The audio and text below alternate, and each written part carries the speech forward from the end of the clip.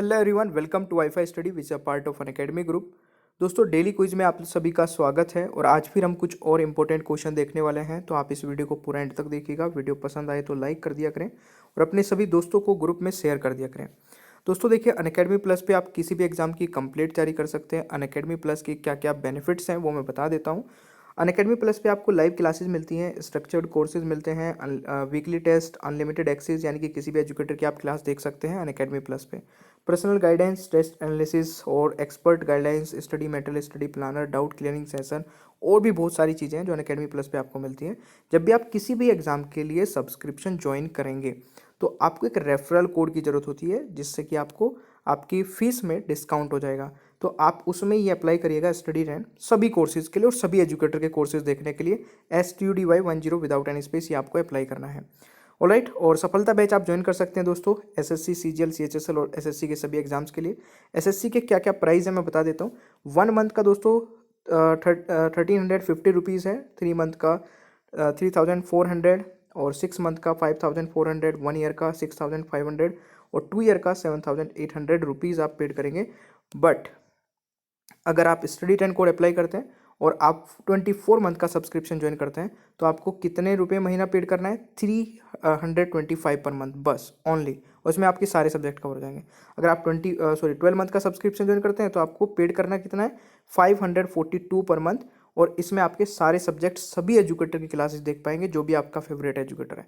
Code याद रखिएगा, study ten apply करना है, सभी एजुकेटर की क्लासेस आपको मिल जाएंगी।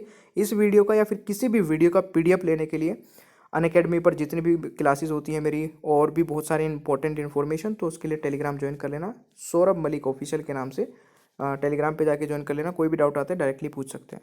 चलिए अभी शुरू करते हैं आज के सेशन को, प्लीज़ पूरा एंड तक देखिएगा। दोस्तों, आज की वीडियो का पहला क्वेश्चन है, उगादी महोत्सव खालिस्तान में मनाया जाता है। तो इस क्वेश्चन का जल्दी से आंसर बताइएगा क्या होने वाला है। देखिए, सबसे पहले तो मैं बता दूं, उगादी पहले अमावस्या के एक दिन बाद और सूर्य के वसंत विष्णु पर आकाशीय भूमध्य रेखा से गुजरने के बाद मनाया जाता है। यह भारत में आंध्र प्रदेश, तेलंगाना, कर्नाटक राज्यों के लिए नए साल का दिन होता है। तो इस क्वेश्चन का जो दोस्तों राइट आंसर होगा वह आपका ऑप्शन डी हो जाएगा, ऑल दी अबव। ठीक है, चलिए नेक्स्ट क्वेश्चन पर आते हैं। तो गाइज दूसरा क्वेश्चन है, जागोई प्रमुख भारतीय शास्त्रीय नृत्य रूपों में से एक खालिस्तान में है। तो जल्दी से आंसर बताइए दोस्तों। मणिपुर इस क्वेश्चन का राइट आंसर होगा। ठीक है, त्रिपुरा, नागालैंड, मेघालय नहीं होगा। देखिए, अगर मैं यहाँ पे बात करूँ, मणिपुरी नृत्य जिसे जागोई के नाम से भी जाना जाता है, यह प्रमुख भारतीय शास्त्रीय नृत्य रूपों में से एक है। यह अपने हिंदू वैष्णववाद विषयों के लिए विशेष रूप से जाना जाता है और राधा कृष्ण की प्रेम नृत्य नाटिका रासलीला का उत्कृष्ट प्रदर्शन किया जाता है इसमें। ठीक है, तो ये आप लोगों को याद रखना है। इस क्वेश्चन का राइट आंसर मणिपुर हो जाएगा। अगला क्वेश्चन आता है, संयुक्त राष्ट्र का मुख्यालय कहाँ पर है दोस्तों? तो देखिए, संयुक्त राष्ट्र का जो मुख्यालय है वह आपका न्यूयॉर्क में है, यानी कि कहाँ पर? न्यूयॉर्क, USA में। तो इस क्वेश्चन का राइट आंसर ऑप्शन ए हो जाएगा। दोस्तों, संयुक्त राष्ट्र संघ का मुख्यालय न्यूयॉर्क शहर में है, जो कि वालेस हैरिसन के नेतृत्व में वास्तुकारों के एक बोर्ड द्वारा डिजाइन किया गया है। ठीक है, और इसका निर्माण दोस्तों कब हुआ था? इस परिसर में दोस्तों 1951 में इसके पूर्ण होने के बाद संयुक्त राष्ट्र के आधिकारिक मुख्यालय के रूप में कार्य किया गया था। तो ये आप लोग याद रख सकते हैं। नेक्स्ट क्वेश्चन आता है, क्वेश्चन नंबर 4 है, स्वर्णिम चतुर्भुज किस वर्ष पूरा किया गया था? दोस्तों, ये किस वर्ष में पूरा किया गया था? तो इस क्वेश्चन का सही आंसर होगा 2012 में। ठीक है, तो यह आप लोग याद रख सकते हैं। दोस्तों, नेक्स्ट है, माइक्रोसॉफ्ट एक्सेल में कितनी पंक्तियां मौजूद है? तो माइक्रोसॉफ्ट एक्सेल में कितनी पंक्तियां मौजूद है? तो इस क्वेश्चन का राइट आंसर होगा, यानी कि रोज कितनी है? तो 1,48,576 इस क्वेश्चन का सही आंसर होगा। ये तो बात हो गई रोज की। अगर कॉलम्स की बात करूं दोस्तों, तो कॉलम्स हैं 16,384। ये आप लोगों को याद रखना है, ठीक है ना। चलिए अगला क्वेश्चन आता है, नीति आयोग के सीईओ कौन है? तो वो is the CEO of NITI Aayog. तो यहाँ पे अगर मैं बात करूँ दोस्तों नीति आयोग के सीईओ कौन है, तो अमिताभ कांत यहाँ पे राइट आंसर हो जाएगा। क्या होगा? अमिताभ कांत। तो अमिताभ कांत वर्तमान में national institution for transforming India यानी कि नीति NITI के सीईओ हैं, ठीक है। चलिए अगला क्वेश्चन कहता है कि होमोसेपियंस शब्द किसने गढ़ा है? तो ये दोस्तों किसने गढ़ा है? ये गढ़ा है किसने? कार्ल लिनियस, यानी कि ऑप्शन हो जाएगा डी राइट आंसर। तो यह आपको याद रखना है दोस्तों। नेक्स्ट है, IPL 2020 में ऑरेंज कप धारक कौन है? ये तो वैसे पुराना हो गया, ठीक है, आएगा भी नहीं क्वेश्चन ये एग्जाम में, बहुत मुश्किल है। कोई बात नहीं, कुछ क्वेश्चंस पुराने आ जाते हैं। क्वेश्चन है, तकलामकन रेगिस्तान कहाँ स्थित है? तकलामकन रेगिस्तान कहाँ स्थित है? तो ये दोस्तों चाइना में स्थित है। कहाँ पर है? चाइना, चीन इज द राइट आंसर। दोस्तों राम प्रसाद बिस्मिल को किस वर्ष काकोरी षड्यंत्र के कारण फांसी दी गई थी? तो इस क्वेश्चन का सही उत्तर होगा, राम प्रसाद बिस्मिल को किस वर्ष काकोरी षड्यंत्र के कारण फांसी दी गई थी? 1925 इस क्वेश्चन का राइट आंसर हो जाएगा, ठीक है। राम प्रसाद बिस्मिल को दोस्तों, राम प्रसाद बिस्मिल को, अशफाक उल्लाह खां को, रोशन सिंह को काकोरी षड्यंत्र में 1925 में दोस्तों शामिल थे ये, तो उसमें फांसी दी गई थी। तो ये आपका याद रखना है दोस्तों। गेहूं का वैज्ञानिक नाम, गेहूं का वैज्ञानिक नाम क्या है? तो इस क्वेश्चन का सही आंसर क्या हो जाएगा? बिल्कुल सही उत्तर है, और इस क्वेश्चन का जो राइट आंसर होगा दोस्तों वह आपका हो जाएगा ट्रिक्टम इज द राइट आंसर। यह आपको याद रखना है। नेक्स्ट क्वेश्चन है, 2007 में शांति का नोबेल पुरस्कार किसने जीता? 2007 में शांति का नोबेल पुरस्कार किसने जीता?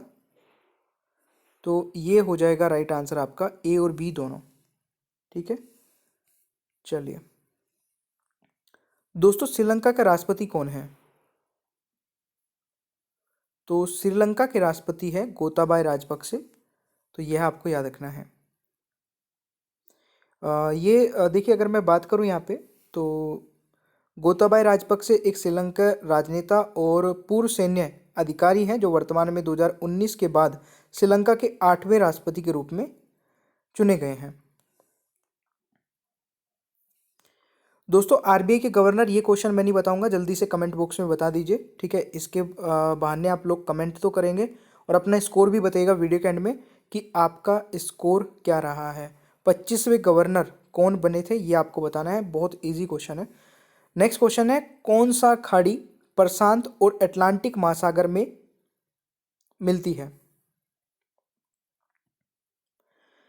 तो देखिए, कौन सी खाड़ी प्रशांत और अटलांटिक महासागर में मिलती है? इस क्वेश्चन का राइट आंसर हो जाएगा पनामा नहर, यानी कि D is the right answer.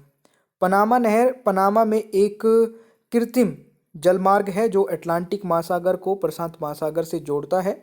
Panama के इस्तेमाल में नहर कटती है और समुद्री व्यापार के लिए एक नाली है। यह आप लोगों को याद रखना है। क्वेश्चन आता है, संविधान सभा के पहले अध्यक्ष कौन थे? तो संविधान सभा के पहले अध्यक्ष कौन थे? दोस्तों संविधान सभा के पहले अध्यक्ष थे सच्चिदानंद सिन्हा, यानी कि इस क्वेश्चन का राइट आंसर ऑप्शन A हो जाएगा। देखिए, डॉक्टर सच्चिदानंद सिन्हा संविधान सभा के पहले अस्थायी अध्यक्ष थे। बाद में डॉक्टर राजेंद्र प्रसाद को राष्ट्रपति के रूप में चुना गया और इनके उपाध्यक्ष हरेंद्र कुमार मुखर्जी थे। तो ये भी आप लोगों को याद रखना है। 1921 में एल्बर्ट आइंस्टीन को किस क्षेत्र में एक महान पुरस्कार मिला दोस्तों? तो इस क्वेश्चन का राइट आंसर हो जाएगा भौतिकी यानी कि फिजिक्स के क्षेत्र में। तो 1921 में भौतिकी का नोबेल पुरस्कार एल्बर्ट आइंस्टीन को दिया गया था। ये चीज़ आपको याद रखनी है दोस्तों। प्रधानमंत्री उज्ज्वला योजना के बारे में निम्नलिखित कथनों पर विचार करें। तो जल्दी से पढ़ के बताएं इनमें से कौन सा सही आंसर होगा।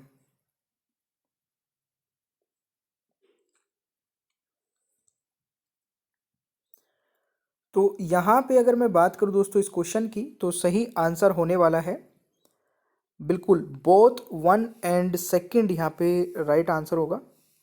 ठीक है, इस योजना का उद्देश्य वित्तीय सहायता प्रदान करने, बीपीएल परिवार की महिलाओं को मुफ्त एलपीजी कनेक्शन प्रदान करना है और यह उपाय महिलाओं को सशक्त करेगा और उनके स्वास्थ्य की रक्षा करेगा। यही दोनों दोस्तों पॉइंट राइट हैं इस योजना के रिगार्डिंग। क्वेश्चन आता है दोस्तों, सी भाषा का आविष्कार किसने किया था? वो is the inventor of C language. दोस्तों डेनिस एम रिची इस क्वेश्चन का राइट आंसर होगा। ये आपको याद रखना है। ये दोस्तों यहाँ पे अगर मैं बात करूँ, सी लैंग्वेज जो है कंप्यूटर प्रोग्रामिंग भाषा है जो कि 1970 के दशक में अमेरिकी कंप्यूटर वैज्ञानिक डेनिस एम रिची द्वारा बेल विकसित की गई थी। ये आपको याद रखना है, बेल लेबोरेटरी में विकसित की गई थी। ठीक है ना। चलिए क्वेश्चन आता है, स्वतंत्रता के बाद लोकसभा के अध्यक्ष कौन थे? तो दोस्तों स्वतंत्रता के बाद जो अध्यक्ष थे वो गणेश वासुदेव मालंकर, यानी कि इस क्वेश्चन का राइट आंसर ऑप्शन ए हो जाएगा। ठीक है, ये आपको याद रखना है। चलिए नेक्स्ट। और देखिए गाइज, एक बहुत ही अच्छा फीचर जो कि अनअकैडमी पर आपको मिल जाता है, जहाँ पे आप रिपोर्ट कर सकते हैं कोई भी inappropriate content in the video. मतलब वीडियो में आपको कुछ भी ऐसा लगता है जो कि स्टडी से रिलेटेड नहीं था, तो आप उसको रिपोर्ट करके अपना प्राइज़ विन कर सकते हैं। ठीक है, नीचे ही डिस्क्रिप्शन बॉक्स में आपको एक फॉर्म मिल जाएगा जिसमें आप ये चीज़ें भेज के, और जो सबसे पहले भेजेगा उसको प्राइज़ मिलेगा। ठीक है, बाकी thank you so much guys. Channel को सब्सक्राइब कर लीजिएगा, पीडीएफ भी आप डाउनलोड कर सकते हैं। बेल आइकन को ऑन रखिए और वीडियो को लाइक और शेयर करना भूलिएगा मत। ठीक है, और देखिए अनअकैडमी पर मेरी 2 स्पेशल क्लासेस हो रही है, इसके बारे में मैं बता देता हूँ। एक तो दिन में होती है दोस्तों 2:30 बजे, ठीक है, और एक होती है रात को 11 बजे। दोनों ही इंपॉर्टेंट है। और दोनों क्लासेस को आप कैसे देख पाओगे? नीचे डिस्क्रिप्शन बॉक्स में मेरी प्रोफाइल का लिंक आपको मिल जाएगा, अनअकैडमी प्रोफाइल का लिंक। उस पर क्लिक करना है, फॉलो कर लेना है, और फॉलो करते ही आपके पास नोटिफिकेशंस आने स्टार्ट हो जाएंगे। ठीक है, तो चलिए मिलते हैं नेक्स्ट क्लास में। Thank you so much.